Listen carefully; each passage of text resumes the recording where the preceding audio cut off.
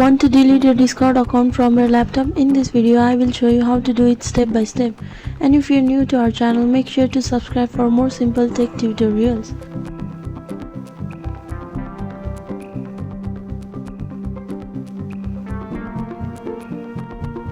First, open Discord on your laptop.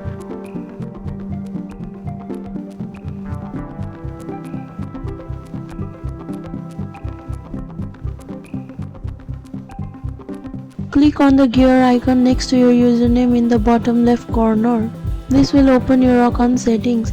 Make sure you are in the My Account section. Scroll down until you see Account Options.